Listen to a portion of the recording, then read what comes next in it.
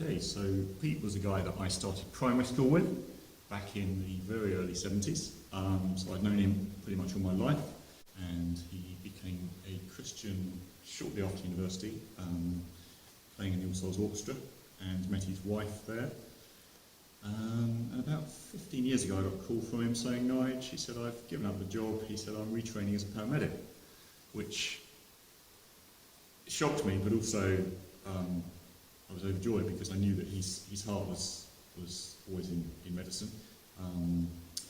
And since then I've never seen him happier. He's really found his vocation in life, and his work as a paramedic enabled him to care for people, which was his way of living his Christian faith. I met him early March and went down and spent the night with him and his family, had a lovely time, and then spoke to him again in April. Didn't get a reply from my phone call, thought it was working, and was shocked to hear that he was in bed with COVID at home. But knowing Pete as I did, he was 6'4", built like a tank, just assumed that he would get over it and that would be the end of it. He didn't get over it, and to cut a long story short, he died on the 12th of May, which was his 52nd birthday. Many people know I fell off my bike a few years ago, and that left me in a bit of a bad way. My wife has suffered illness in the past. We've suffered bereavements, all the kind of normal things that people do. So, yeah, but I think losing Pete, he was the first of my contemporaries that had died. He was a very good friend of mine, and especially since my accident, he was really there for me and for the family, and it really hit me hard. I was inconsolable. It was a Tuesday, I remember, and I just wept. I couldn't see any positivity or anything. And on the Wednesday, I was still sad. I woke up, I did that thing after something big has happened. I woke up and my brain sort of did a rewind, and it said to me, oh, you realise you made Pete die yesterday? And I was like, I can't, it wasn't a bad dream, it's happened. And I was incredibly sad. And as the day went on, I started to think about our friendship. And I thought about the many years of friendship that we'd had. And I thought about Pete's Christian faith. And I found myself sort of smiling inwardly, and I then reprimanded myself. I said, Nigel, your mate's died. You know, this isn't the time to be smiling and feeling happy. But I realised that actually, even though Pete had died far too early, we had shared many years of amazing friendship, and I think since I became a Christian in the mid to late 90s, our friendship deepened, and I would say that we had a love for each other that many Christians do.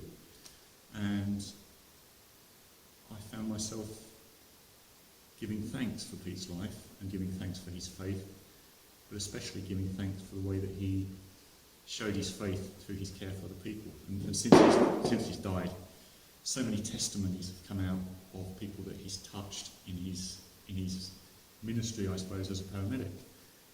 God was saying to me, look, Nigel, this is what I've been telling you all these years. This is the truth, you know. And Pete's death, with hindsight, has been a sort of revelatory experience for me. It's been like an epiphany. Like most people, we have times in our Christian life when we sort of feel that we're bumbling along, and I felt like that for a few months, and it's as if Pete's death has given me a new beginning, and I realised through his death and the response to that, so much of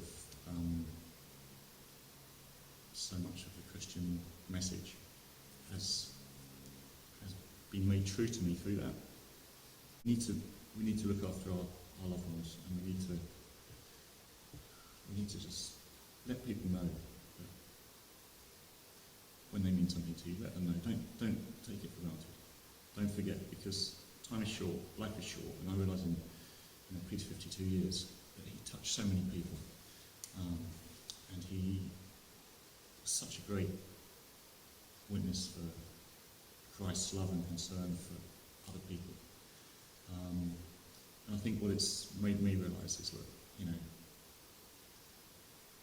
just don't waste a second. Just try and do what you can to show Christ's love for other people. I'm not a great talker about Christ. I'm not a great reader, but I realise that if there's something maybe that God is saying to me, it's to try and get alongside people and to show some of Jesus' compassion and love for people.